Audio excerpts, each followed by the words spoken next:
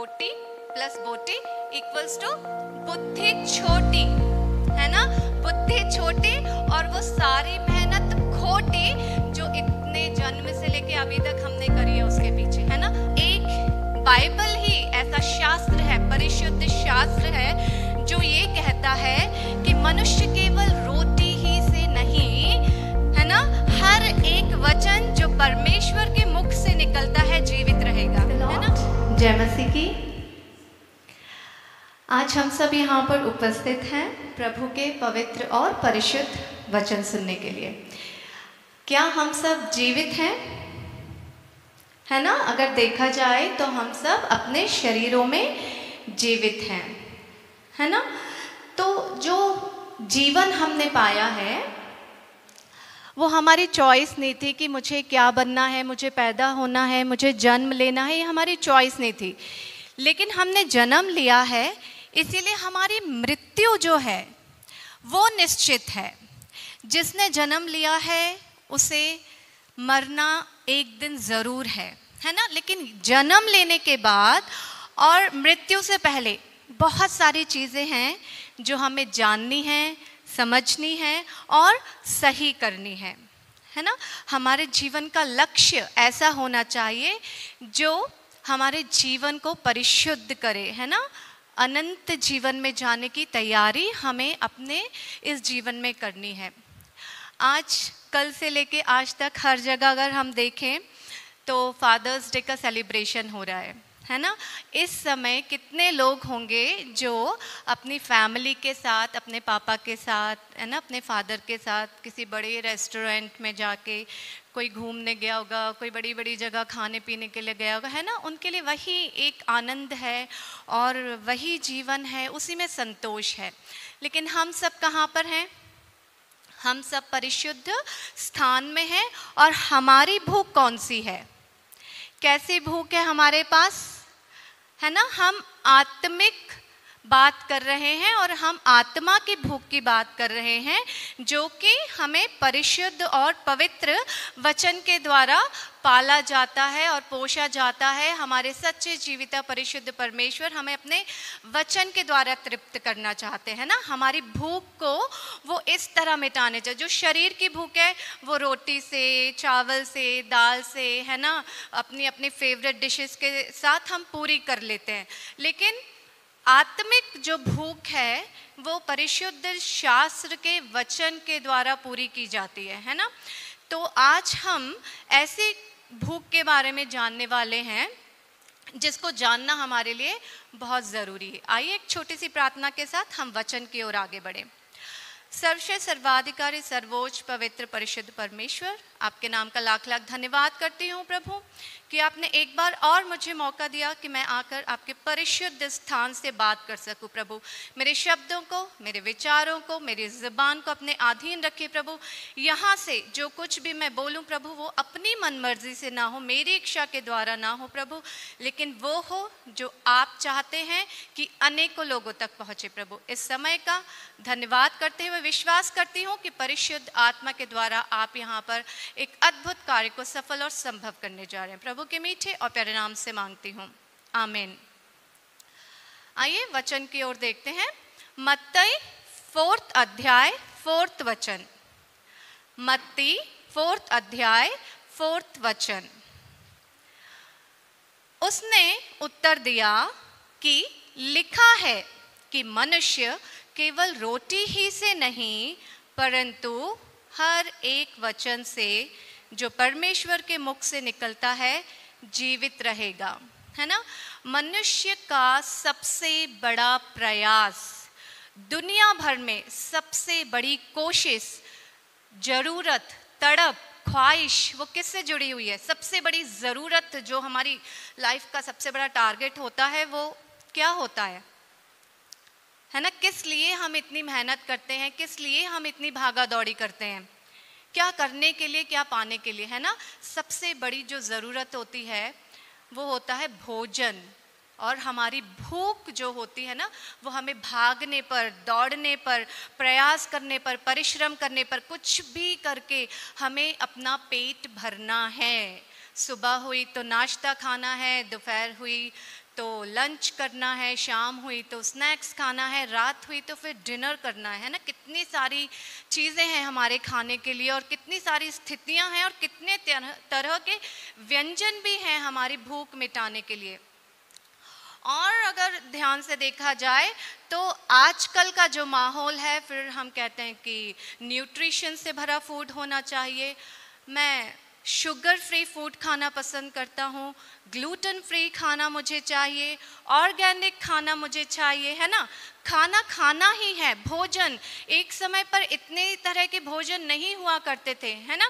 लेकिन आज हमने देखा दुनिया में इतने तरह के प्रोडक्ट्स आ गए जो अपनी अपनी क्वालिटी को डिफाइन करते हैं और वे कहते हैं कि मैं ऑर्गेनिक हूँ, मैं शुद्ध हूँ, मुझे खाकर, है ना, अगर तुम मुझे, जो मैं ऑर्गेनिक हूँ, मुझे खाकर तुम स्वस्थ रहोगे, तुम चुस्त दुरुस्त और हेल्दी रहोगे, तुम्हारे जीवन में कोई बीमारी नहीं होगी, है ना। कितना भी हम ऑर्गेनिक क्यों ना खा लें, हमारे ऑर्गन्स जो पेट के अंदर हैं वो चीख चीख कर चिल्लाते हैं कि तुम क्या भेज रहे हो मेरे अंदर, मुझे डाइजेस्ट करने में बहुत तकलीफ होती है, मुझे मेहनत करनी पड़ती है, क्या खा रहे हो। हमारे ऑर्गन्स चिल्लाकर कहते हैं, वो चिल्लाते रहते हैं और हमें उनकी भाषा समझ में नहीं आती और एक दिन वो थक जाते हैं और हम ये जो हमारी भूख को पूरा करने के लिए जो भोजन हम ग्रहण कर रहे हैं तरह तरह का, उसी भोजन के कारण आज के समय में अनेक लोग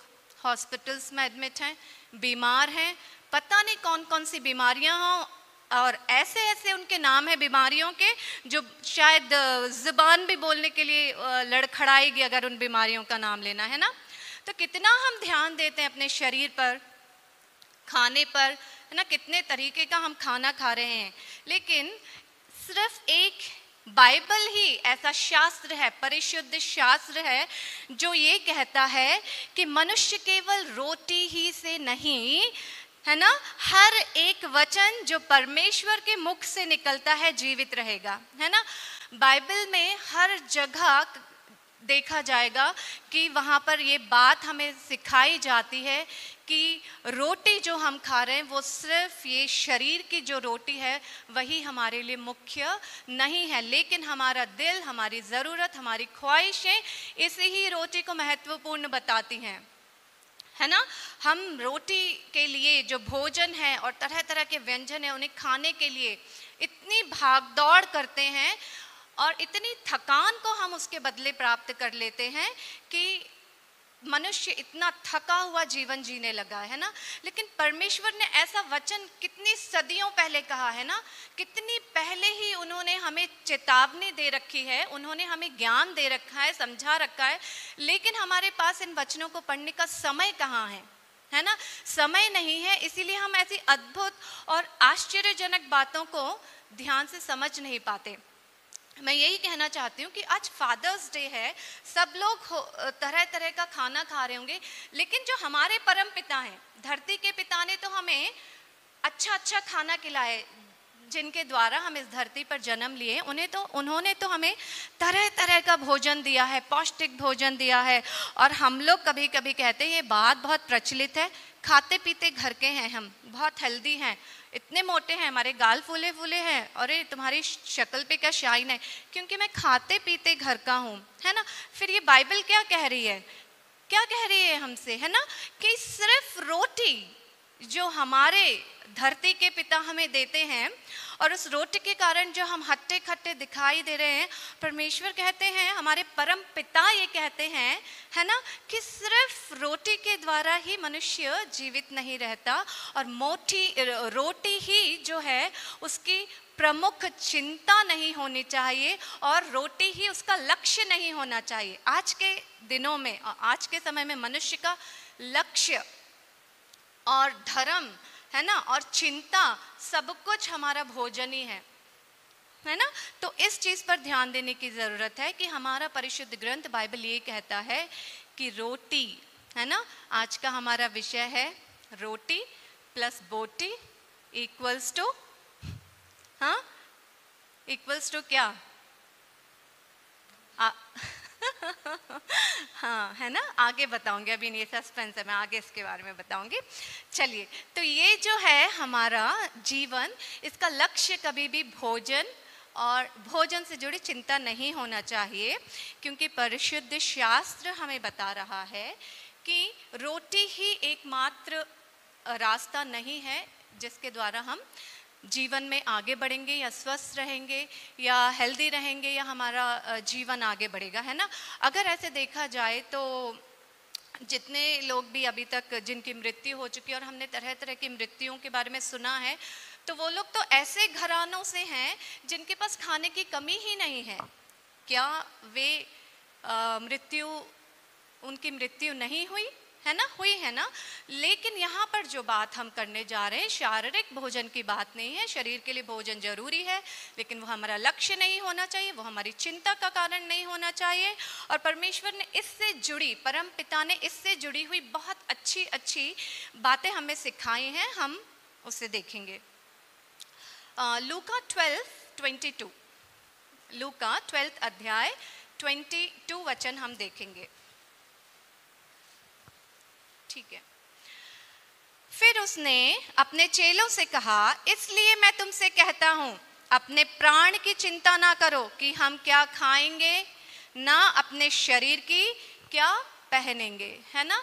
हमारे जीवन की जो सबसे बड़ी चिंता है वो है हम क्या खाएंगे और क्या पहनेंगे। सुबह उठते ही साथ हम बिस्तर से ही शुरू करने लगते हैं कि आज क्या खाना है, नाश्ते में क्या बनाना है, क्या करना है ना। और आज सोने से पहले ही हम डिसाइड करते हैं कि कल मुझे क्या पहनना है। ये हम सबका डेली रूटीन है, क्योंकि हम लोग को काम पे जाना होता है, बहुत सारी जिम्मेदारियां हैं, बहुत सारी बातें ऐसी है जिसके लिए हमें ये सब प्लानिंग करनी पड़ती है। लेकिन फिर मैं ये कहना चाहूँगी कि ये हमारा लक्ष्य नहीं होना चाहिए और ये हमारी चिंता नहीं होनी चाहिए, क्योंकि परमेश्वर ये कह रहे हैं, क्योंकि भोजन से प्राण और वस्त्र से शरीर बढ़कर है ना। 23 वचन में अगर हम देखेंगे तो परमेश्वर कहते हैं, क्योंकि भोजन से प्राण और वस्त्र से शरीर बढ़कर है ना। दुनिया की लालसाओं में पड़कर हम मज़े का खाना खाना है और सबसे बेस्ट कपड़े पहनना है, ब्रांडेड कपड़े पहनना है, इसके लिए चिंता मत करो, है ना। इसकी चिंता नहीं होनी चाहिए, तुम्हारा लक्ष्य नहीं होना चाहिए, ये तुम्हारे जीवन का आधार नहीं होना चाहिए। ये सारी जो हमारी सोच है, यदि हम इसे आत्मिक रूप से सोचेंगे, आत्मा की ओर लेकर चलेंगे, है ना। एक दिन शरीर का अंत होना है, लेकिन शरीर के अंत के बाद भी कुछ बचता है हमारे पास, वो है हमारी आत्मा। और आत्मा की भूख, आत्मिक भोजन, मनुष्य का जो धर्म है वो मानवता होनी चाहिए। मनुष्य का पहला धर्म होना चाहिए आत्मिक भोजन, आत्मिक विचार, आत्मिक सोच। जब हम अपने आप को अपनी आत्मा में दृढ़ करते हैं तो क्या होता है ना। तब क्या होता है, तब परमेश्वर के, तब तुम्हें ये जो रोटी है उससे ज़्यादा कुछ और भी है जो तुम्हें शक्ति और सामर्थ्य देती है। तुम्हारा सारा जीवन जो है, यूहन्ना 6 अध्याय 27 में कहा है, यूहन्ना 6 अध्याय 27, नाशवान भोजन के लिए परिश्रम ना करो, परंतु उस भोजन के लिए जो अनंत जीवन तक ठहरता है परिश्रम करो।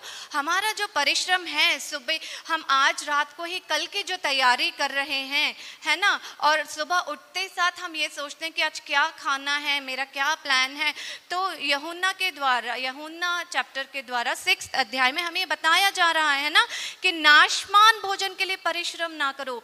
कितनी अच्छी बात है ना, क्योंकि हमारा सारा जीवन, ये दो मुख्य बातें हैं, ये दो मुख्य बातें हैं कि हम क्या खाएंगे और क्या पहनेंगे। इसकी चिंता हमारी बहुत बड़ी चिंता है आज के डेट में। जब मैं ये सोच रही थी कि मुझे क्या वचन बताना है, मैं क्या ध्यान दूं, और ध्यान देने का मतलब ये नहीं होता कि मुझे बाइबल के बारे में पता नहीं है। ध्यान देने का मतलब ये होता है कि परमेश्वर से बातचीत करना, पूछना, ध्यान लगाना और ऐसी बातों को जानना जो इस समय में परमेश्वर के द्वारा बताई जानी चाहिए, लोगों को ज़रूरत है ना। कुछ लोग कहते हैं अरे ध्यान लगाने का क्या मतलब होता है, आपको पता नहीं, आप सोचते हो क्या आने से पहले? ज़रूर सोचना पड़ता है। मैं यहाँ पर आके अपनी मर्जी से कुछ भी नहीं बोल सकती, यहाँ आने से पहले बहुत तैयारी करनी पड़ती है। मुझे अपने परमेश्वर की शरण में बैठकर विनती कर कर उनसे पूछना पड़ता है ऐसी कौन सी बात है, अगर मुझे ये जगह मिली है, ये परिशुद्ध स्थान पे मैं खड़ी हूँ और मेरे जीवन का ये सौभाग्य है कि मैं यहाँ पे खड़ी हूँ, और अगर मैं यहाँ से बोल रही हूँ तो मेरा हर शब्द है ना वो किसी ना किसी के काम आना चाहिए। तो मैं ऐसा क्या बोलूं और क्या ज़रूरत है इस समय में लोगों को जानने की। तब है ना परमेश्वर ने आदेश दिया, उनका उद्देश्य सामने आया और उन्होंने ये बोला कि आज के समय में दुनिया में जो सबसे बड़ी चिंता और जो सबसे बड़ी बीमारी और सबसे बड़ी कमज़ोरी चल रही है वो हमारा भोजन है। और हमने इसके तरह तरह के ट्रिक्स निकाल रखे हैं, तरह तरह की बातों को सीख रखा है कि ऑर्गेनिक फूड खाओ, शुगर फ्री फूड खाओ और ग्लूटेन फ्री फूड खाओ। ये सारी चीज़ें वेस्ट है। हम कोई सा भी फूड खा क्यों ना लें, हम कुछ भी खा क्यों ना लें, हमारा खाना ही सबसे बड़ी तकलीफ है। हम ज़रूरत से ज़्यादा खा लेते हैं और उसके द्वारा जो तकलीफ और परेशानी है, और वही हमारी आज की सबसे बड़ी समस्या का कारण है दुनिया में, है ना। तो इस समस्या का समाधान क्या है? क्या ऐसा कुछ और भोजन है जिसको खाने के द्वारा हमें ऐसी परेशानियों से छुटकारा मिलेगा, है ना? ऐसा कोई भोजन है? शायद भोजन है, और वो भोजन मेरी नज़र में, मैं ये नहीं कहूँगी कि सब लोग इससे सम्मति बांधे, मेरे लिए जो मैंने जाना है अपने जीवन में उसको मैं नाम दूंगी प्रभु भोज, है ना। जब प्रभु भोज की हमारे जीवन में एंट्री होती है ना, हम पैदा होते ही प्रभु भोज में भाग नहीं ले सकते, उसका एक सिस्टम है ना। उसके ज़रिए जब हम इस काबिल हो जाते हैं, जब हमें इतना अधिकार दिया जाता है और जब हमें उस मार्ग पे चलाया जाता है और हम इस काबिल या इस लायक माने जाते हैं, है ना, कि हम प्रभु भोज में भाग ले सकें, वहाँ से हमारे जीवन में परिवर्तन होना शुरू होता है ना। प्रभु भोज एक ऐसा भोज है जो तुम्हारी बुद्धि को सही करता है, तुम्हारे ज्ञान को सही दिशा देता है, तुम्हारे शरीर को है ना तंदुरुस्त बनाता है। क्योंकि प्रभु भोज लेने का जो भी सिस्टम है, जो भी तरीका है, जो भी प्रोसेस है, वो हमें क्या सिखाती है ना, वो हमें हमारी इच्छाओं पर, हमारी अभिलाषाओं पर, हमारी लालसाओं पर नियंत्रण करना सिखाती है, कंट्रोल करना सिखाती है ना। तो इससे पहले मैंने क्या कहा था कि हमारा विषय क्या है? रोटी प्लस बोटी इक्वल्स टू बुद्धि छोटी, है ना।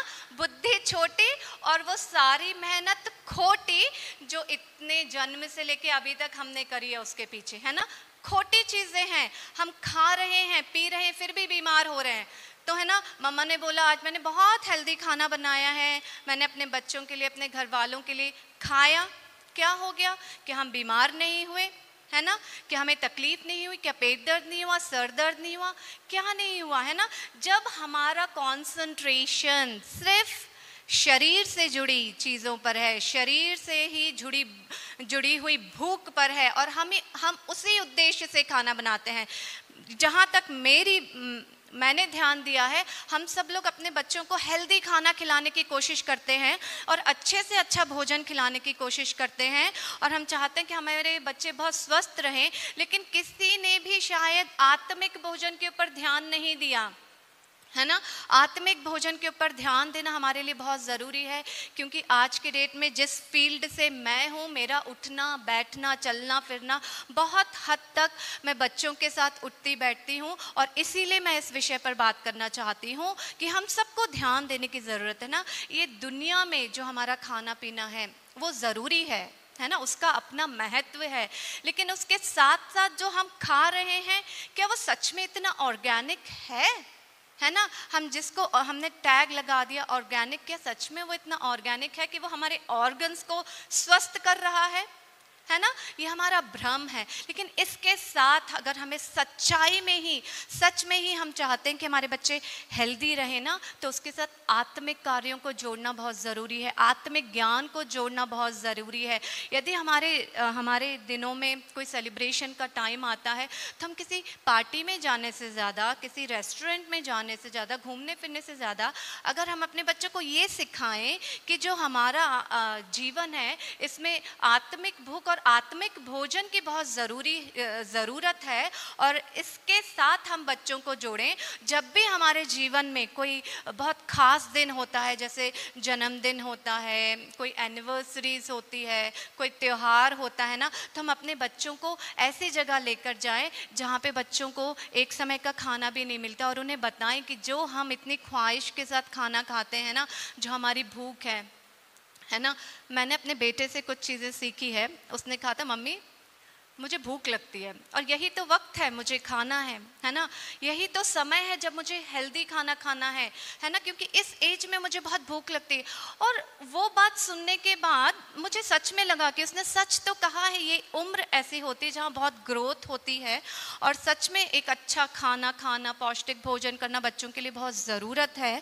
लेकिन फिर दूसरे ही बात मुझे ध्यान आई, क्योंकि जब मेरा बेटा हुआ था मुझे एक वाग्दान मिला था कि जो मेरी संतान है उसके द्वारा अनेक लोगों की भूख मिटाई जाएगी, अनेक लोगों को आत्मिक आहार प्रोवाइड किया जाएगा, अनेक लोगों के जीवन में उनकी जो रिक्वायरमेंट है वो पूरी की जाएगी। वो ऐसे आशीर्वाद के द्वारा जन्मा था। तो वो मुझे उस दिन याद आया, और मैं ये समझती हूँ कि शायद उसकी ज़ुबान से निकला हुआ वो शब्द कि मम्मी मुझे बहुत भूख लगती है, मुझे उसने याद दिलाई कि हाँ, जब मेरे बेटे को भूख लगती है तो मेरे बेटे की भूख के द्वारा ऐसे अनेक लोगों की भूख को दूर किया जाए, है ना। मेरे बेटे को इस काबिल बनाया जाए, भगवान ईश्वर ने जो शक्ति दी है उसे इस एहसास से जोड़ा है कि अनेक बच्चे, अनेक लोग जिनको भोजन की प्राप्ति नहीं होती, पौष्टिक भोजन नहीं मिलता, गांव में हैं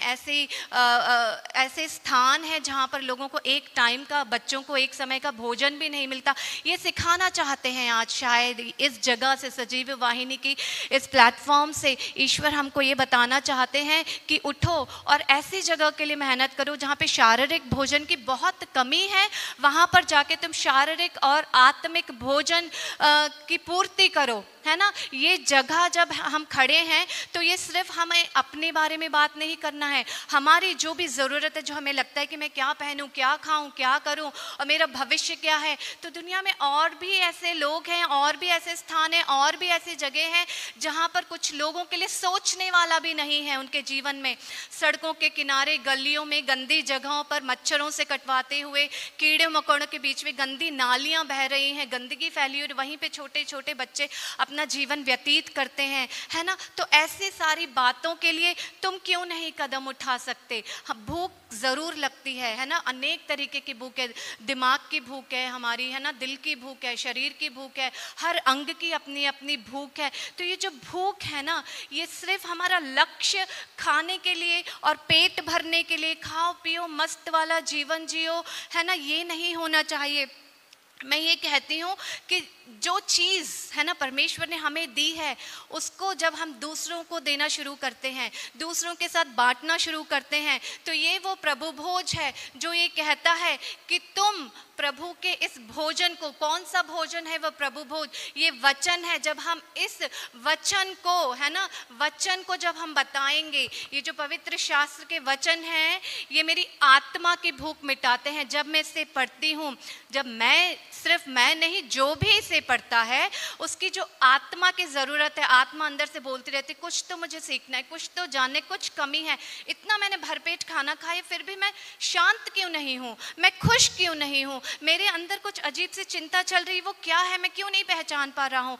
तब ऐसे समय में अगर हम ये वाला भोजन वचन के द्वारा, जो हमारी आत्मा को भोजन प्राप्त किया जाता है, जो हमारी आत्मा की भूख है, वो वचन के द्वारा दूर की जाती है। और वचन ये कहता है कि हमेशा, है ना, अपने आप को शांति देने के लिए, अपने आप को स्वस्थ रखने के लिए, अपने आप को बलवंत मानने के लिए वचन से जुड़ना ज़रूरी है। और ये वचन के लिए वो रोटी है जो परमेश्वर के द्वारा प्रभु भोज के रूप में हमें दी गई है ना। प्रभु भोज यूं ही हमारे जीवन में नहीं आता। जिस भोजन की ओर आज हम प्रयास कर रहे हैं, है ना, जिस भोजन को प्राप्त करने के लिए हम परिश्रम कर रहे हैं, वो हमारे शरीर को सिर्फ हमारी भूख मिटा रहा है, जो हमारी ज़रूरत है, हमारी नीड है ना, सिर्फ उसे मिटा रहा है। वो हमें कोई हेल्दी चुस्त दुरुस्त नहीं बना रहा है ना।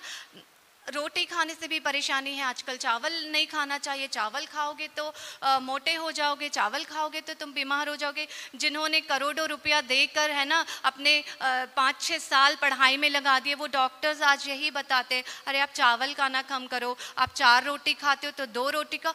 क्यों आज के समय में डॉक्टर्स, है ना, डॉक्टर्स जो ये बोल रहे हैं, क्यों बोल रहे हैं? क्योंकि आज के डेट में उन्हें भी ये पता चल गया है कि ये जो हम रोटी और खाना और भोजन, ब्रेड बटर, ये जो बातें कर रहे हैं ना, जीवन के लिए सिर्फ वही काफ़ी नहीं है। आज बोला जाता है कि 16 घंटे की फास्टिंग करो, है ना। पहले तो बोला जाता था सुबह उठते साथ खाली पेट नहीं रहना चाहिए, सुबह उठते साथ कुछ ना कुछ खाना चाहिए, नहीं खाया तो गैस फॉर्म हो जाएगी। अरे बच्चों, तुमने अभी तक नाश्ता नहीं किया, चलो चलो जल्दी से नाश्ता करो, खाली पेट नहीं रहना चाहिए। लेकिन आज यही डॉक्टर्स जो बड़ी बड़ी डिग्रियां लेके बैठे हुए हैं, वो हमें गाइड कर रहे हैं कि 16 घंटे की फास्टिंग करो। अगर आपको कोई भी हेल्थ इशू है तो इतने घंटों के लिए खाना मत खाओ, एक ही टाइम खाना खाओ, कम खाना खाओ, पानी से पेट भरो। तो ये सारी चीज़ें तो पवित्र शास्त्र बाइबल ने बहुत पहले से बता रखी है ना, बहुत पहले से वो ये बता रही है। लेकिन जब हम बोलते हैं कि धार्मिक बुक ने, धार्मिक किताब ने, धर्म शास्त्र ने ये कहा है कि तुम उपवास रखो और तुम कम खाना खाया करो, जितनी ज़रूरत है उतना खाना खाया करो, सुबह से 3:30-5 बजे तक उपवास रखा करो, हफ्ते में 1 दिन या बीच बीच में उपवास रखा करो, तो कोई एक्सेप्ट नहीं करता है। अगर वही डॉक्टर आके, है ना, बड़ी सी लिस्ट थमा देता है हमें, हम बहुत सारा पैसा खर्च करते, लाखों रुपए उस इलाज के लिए लगा देते, और वो कहता है कि तुम 16 घंटे का उपवास रखो, और उसके लिए तरह तरह के पता नहीं कैसे कैसे नाम दे दिए गए, जिन्हें सुनकर ही हमें लगता है कि वाह, ये तो अब मैं पक्का फिट हो जाऊंगा, है ना, मेरा पेट कम हो जाएगा, मैं एकदम हेल्दी हो जाऊंगा। लेकिन यही बात जब पवित्र शास्त्र बाइबल कह रही है, तो हम क्यों नहीं मान सकते? क्यों उसे हम इनकार करते हैं? हम क्यों उसका तिरस्कार करते हैं? है ना, क्योंकि हम आसानी से ले लेते हैं, अरे उसमें क्या लिखा है, वो तो पुरानी बात है, वो पुराने ज़माने की बात है, वो सिर्फ ऐसे ही बोल दी जाती है ना। कोई भी बात ऐसे नहीं बोली जाती। पवित्र शास्त्र बाइबल में लिखा हुआ हर वचन सत्य है, और वो अपने समय पर पूरी होती रहेगी। और सबसे मुख्य भोजन जो है वो प्रभु भोज है। मैं चाहती हूँ कि इस प्रभु भोज में भाग लेने के अधिकारी जितने भी लोग हैं और जो रह गए हैं, जिनको ये लेना चाहिए, बहुत ज़रूरी है ना। प्रभु भोज में भाग लेना ये हमारा सौभाग्य है, ये हमारे जीवन को सही राह और सही दिशा दिखाता है। जितने भी लोग अभी तैयार हैं और उन्हें तैयार होना चाहिए, है ना, ये प्रभु भोज की हमें बहुत ज़रूरत है। ये प्रभु भोज हमारा जो है शारीरिक रूप से भी इसे लिया जाता है, और ये हमारी आत्मिक उन्नति की ओर हमें लेकर जाता है ना। आत्मिक उन्नति जब तक नहीं होगी तो हम किसी भी ज्ञान का सही इस्तेमाल नहीं करेंगे। हमारे पास बुद्धि है लेकिन हम उसका इस्तेमाल गलत चीज़ों में करते हैं। हमारे पास ज्ञान है लेकिन हम उसका सही उपयोग नहीं करते। हमारे पास ताकत है लेकिन हम उसे व्यर्थ में गवा देते, लड़ने के लिए, झगड़ने के लिए, है ना। अपनी एनर्जीज, जो हमारे लिए एनर्जीज दी गई है, हम उसे वेस्ट करते रहते। इन एनर्जीज को, ये जो हमारी ताकत है ना, इसको सही दिशा में देने के लिए प्रभु भोज एक वो रास्ता है ना, जो तुम्हारे अंदर की ऊर्जा को सही दिशा देता है। प्रभु भोज वो जगह है जब तुम अपने आप को उससे जोड़ते हो तो वो एक दिशा तुम्हें देता है ना। तो ये प्रभु भोज हमें लेने की ज़रूरत है, इसके भागीदार बनना बहुत ज़रूरी है। मैं सबसे, जो भी जवान बच्चे हैं, लड़के लड़कियां, मैं चाहूँगी कि इसके हिस्सेदार बने, क्योंकि ये तुम्हारी बुद्धि को, तुम्हारे ज्ञान को, तुम्हारे शरीर को, तुम्हारे विचारों को एक ऐसी आत्मिक क्रिया से जोड़ती है जहाँ से तुम्हारा जीवन सही राह और सही दिशा में चलने लगता है। और जो तुम्हारी सच में जो भूख है ना, जो नेचुरल है, मैं ये नहीं कहती कि भूख नहीं लगती, भूख लगती है और ये जीवन की सबसे बड़ी ज़रूरत है, लेकिन ये तुम्हारे जीवन का लक्ष्य नहीं होना चाहिए। ये जो भूख है ये तुम्हारे जीवन का लक्ष्य नहीं होना चाहिए, लेकिन इस भूख के ज़रिए तुम इस काबिल बनना चाहिए कि तुम अनेकों की आत्मिक और शारीरिक भूख को पूरा करने के लिए, है ना, कुछ कर सको, तुम खड़े हो सको। जब तुम्हारा नाम लिया जाए, जब तुम्हें पुकारा जाए, तो तुम किसी के लिए, है ना, तुम किसी के लिए उसकी आत्मिक भोजन को दे सको, उसके लिए शारीरिक भोजन को प्रोवाइड कर सको, और उनके जीवन से बहुत सारी ऐसी स्थितियां जो बुरी हैं और जो वो खुद कमज़ोर कर नहीं सकते, उनका तुम सहारा बनो। ये सिखाता है प्रभु भोज। हम डर जाते हैं, हम कहते हैं कि बपतिस्मा लो, प्रभु भोज के भागीदार बनो, परमेश्वर के रक्त और शरीर का हिस्सा बनो। तो लोग क्यों डरते हैं?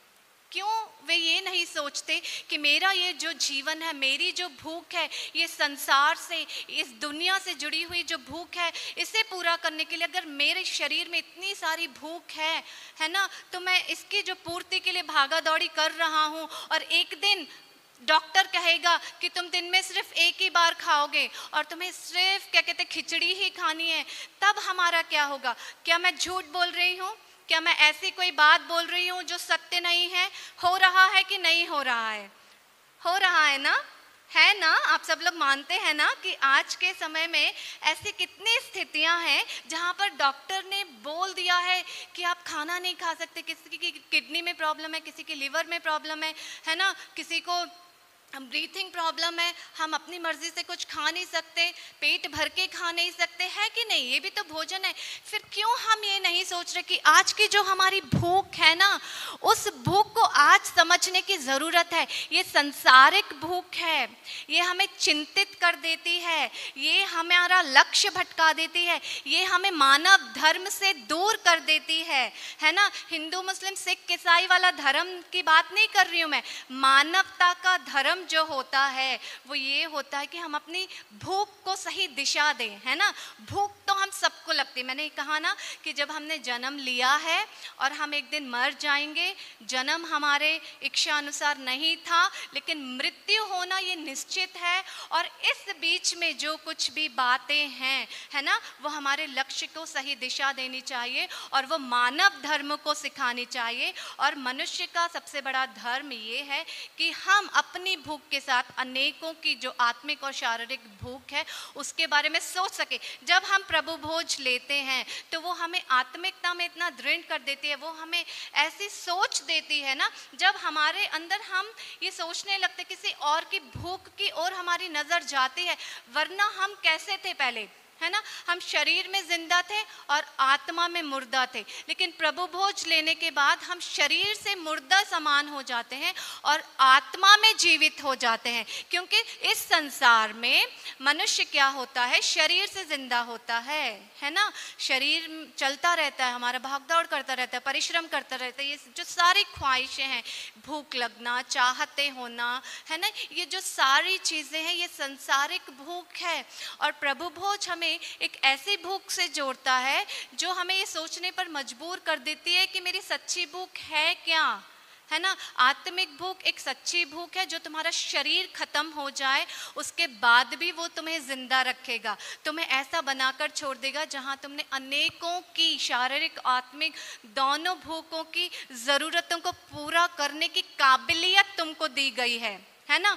तो मैं ये कहती हूँ कि ये जो आज का हमारा विषय है रोटी बोटी और बुद्धि छोटी, ये सांसारिक रोटी खाने के बाद, सांसारिक भोजन करने के बाद हमारी बुद्धि मोटी भी हो जाती है और छोटी भी हो जाती है। हम छोटा छोटा सोचने लगते हैं, क्योंकि जब हम भरपेट खाना खाते हैं तो हमें आलस से आ जाता है, हम थोड़ा आराम करना चाहते हैं, है ना। हम सोचते हैं थोड़ी देर सो जाएं, अब कौन जाएगा बाहर, अभी कौन मेहनत करेगा, अपनी तरह तरह की, है ना, हम थकान महसूस करने लगते हैं। अभी हमने बहुत स्वादिष्ट खाना खाया है ना, तो अब थोड़ा सा आराम करना तो बनता ही है ना, ये सोचते हैं। लेकिन अगर वही हमने प्रभु भोज में भाग लिया है ना, परमेश्वर के शरीर और रक्त में हमने भाग लिया है, यीशु के नाम से हमने भाग लिया है, उनके त्याग और बलिदान का हमने ध्यान किया है ना, उस त्याग को हमेशा हम याद करते रहें। और उस मुकुट को जो कांटों का था और उनके सर पर रखा गया था ना, वो हमारी जिम्मेदारी है ना। उसके बदले परमेश्वर ने हमें जिम्मेदारी दी है कि हम सही भूख को पहचानें, सही भूख का प्रचार करें, और जो संसार ने हमें भूख दी है उसके ऊपर ज़्यादा ध्यान ना लगाते हुए हम अपनी आत्मिक भोजन की ओर ध्यान लगाएं, वचन की ओर ध्यान लगाएं, जो हमें हमारे पवित्र शास्त्र के द्वारा जोड़ती है। और ये वचन जो हमारी आत्मिक भूख को पूरा करता है, वो हमें दृढ़ बनाता है, वो हमें अटल बनाता है, वो हमें सत्य का मार्ग दिखाता है, वो हमें सच्चाई का मार्ग दिखाता है, वो हमें सत्य की बातें सिखाता है और हमारे जीवन को महत्वपूर्ण बना देता है। ये जो व्यर्थ का हम जीवन जी रहे थे ना, खाना पीना, मस्ती करना, मौज करना, है ना, ये हमें क्या करता है, ये हमें एक सही दिशा देता है। और वो चिंता, मैंने कहा ना, जो चिंता है, जो चिंता हमारे खाने की है, उसका डायरेक्शन चेंज हो जाता है। जब हम प्रभु भोज में भाग लेते हैं तो हम क्या खाएंगे और क्या पहनेंगे, क्या पिएंगे, क्या करेंगे, कल मेरा दिन कैसा होगा, ऐसी चिंता जो हम शरीर में रहते हुए कर रहे थे, उसकी दिशा बदल देता है, उसकी डायरेक्शन बदल देता है। और वो ये सोचने पर मजबूर कर देता है कि मैं अभी जिंदा हूँ, मैं मुर्दा नहीं हूँ। प्रभु भोज लेने के बाद इंसान, अपनी मनुष्य अपनी आत्मा में जिंदा हो जाता है ना, उसका आत्मिक ज्ञान बढ़ जाता है, उसकी बुद्धि खुल जाती है, उसकी सोच विचार सही हो जाती है। और जब हमारा विचार सही हो जाता है, जब हम सही सोचने लगते हैं, तो हम सिर्फ यही सोचते हुए नहीं रहते कि मुझे क्या खाना है, हम ये सोचते हैं कि दुनिया में कितने सारे कष्ट हैं, कितने सारे रोग हैं, कितनी सारी बंदिशें हैं।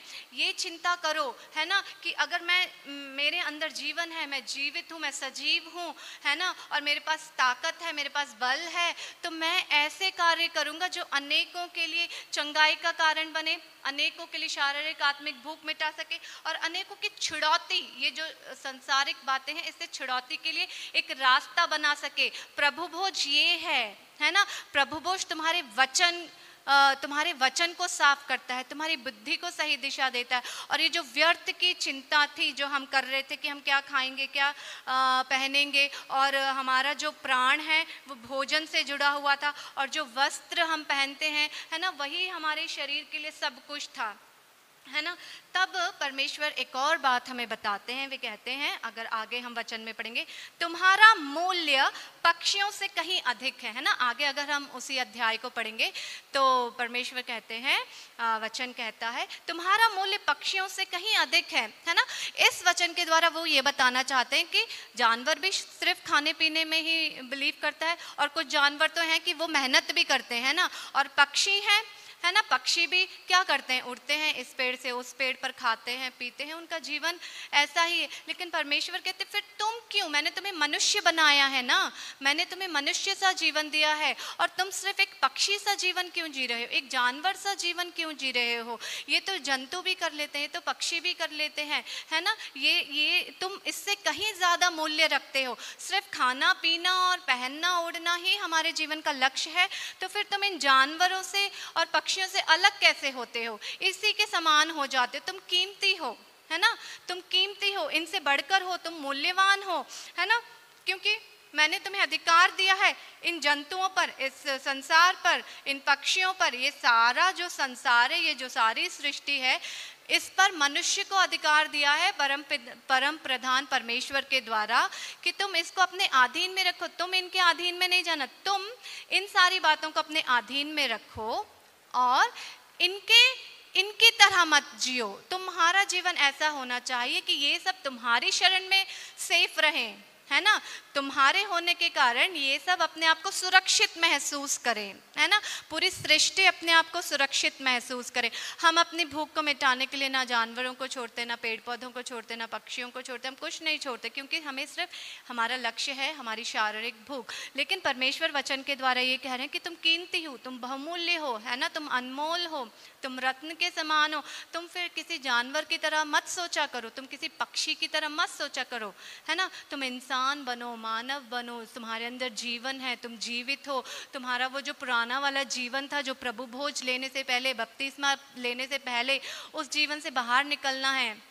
मैंने तुम्हारे लिए द्वार खोला है, तुम प्रवेश करो प्रभु भोज के द्वारा और इस भोजन के कार्यों को करना सीखो। आत्मिक कार्य, धार्मिक कार्य, बुद्धि जो आत्मा से जुड़ी हुई है उसके कार्य करना हम सबके लिए ज़रूरी है ना। मैं ये नहीं कहना चाहती कि हमारे लिए भोजन ज़रूरी नहीं है ना। हमारे जीवन का जो सबसे बड़ी ज़रूरत है वो सबसे पहले भोजन ही होता है ना। उसके बाद ही फिर हमारी दूसरी चीज़ें होती हैं, लेकिन वो हमारा लक्ष्य नहीं होना चाहिए, है ना। लक्ष्य हमारा सिर्फ भोजन नहीं होना चाहिए। हम हैं, हम जीवित हैं, हम शरीर में हैं, इसीलिए हमारे लिए भोजन है ना।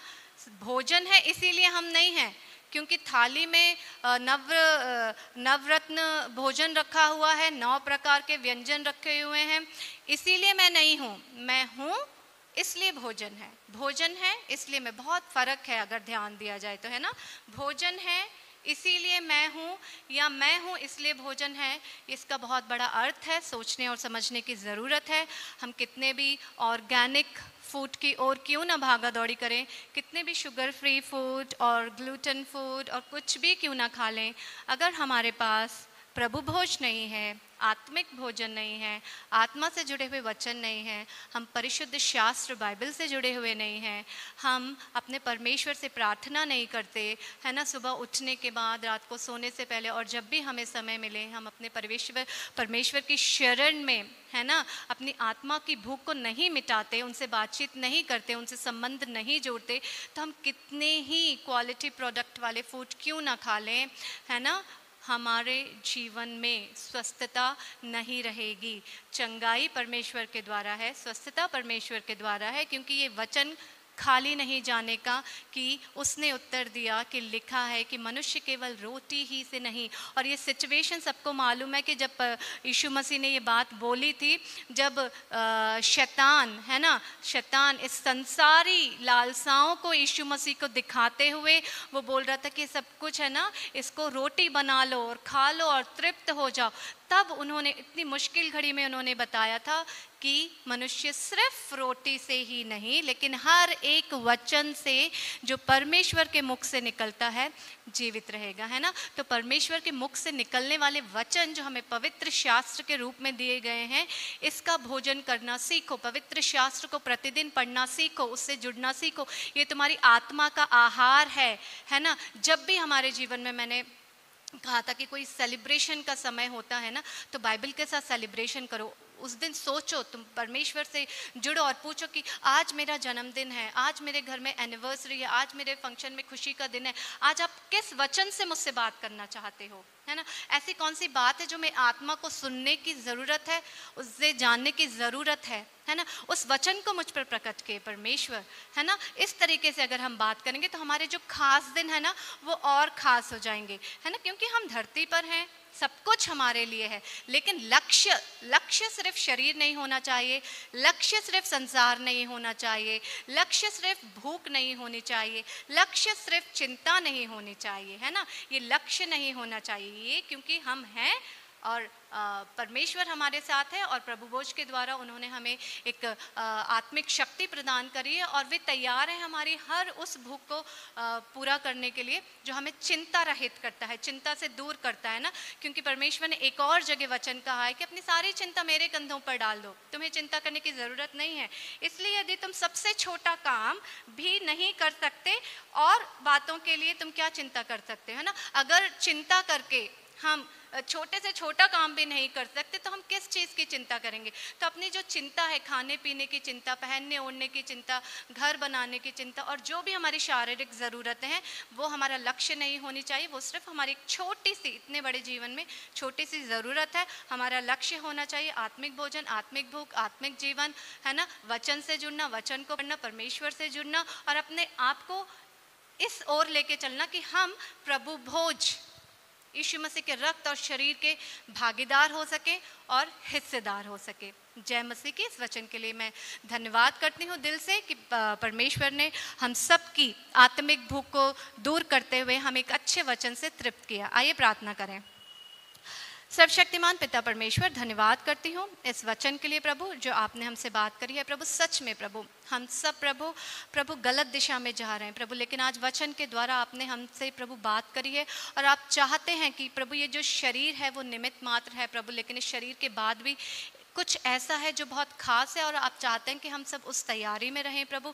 और आपने प्रभु वचन के द्वारा हमारी आत्मा को तृप्त किया है प्रभु। इस आत्मिक भोजन को खाकर हम सब बहुत आनंदित हैं, खुश हैं प्रभु, और आपका धन्यवाद करते हैं प्रभु कि आपने हमें ऐसा सौभाग्यशाली बनाया कि प्रभु हम प्रभु भोज में भाग ले सकें, और प्रभु अपने यीशु मसीह के रक्त और शरीर के अधिकारी बन सकें प्रभु, जो न्याय, नीति और धर्म से जोड़ता है, धर्म मानव धर्म से जोड़ता है, और हमें ऐसी जिम्मेदारियां देता है प्रभु कि हम आगे बढ़कर औरों की भी सहायता कर सकें प्रभु, और औरों को भी प्रभु ऐसी दिशा दे सके प्रभु, जो आत्मिक भोजन को पूरी करती है प्रभु, और उन्हें दृढ़ और अटल करती है। विश्वास करती हूँ कि आपने हम सबकी सहायता की है, हमसे बात करी है प्रभु, और इस समय में आप हमारे बीच में प्रभु के मीठे और प्यारे नाम से मांगती हूँ, आमीन।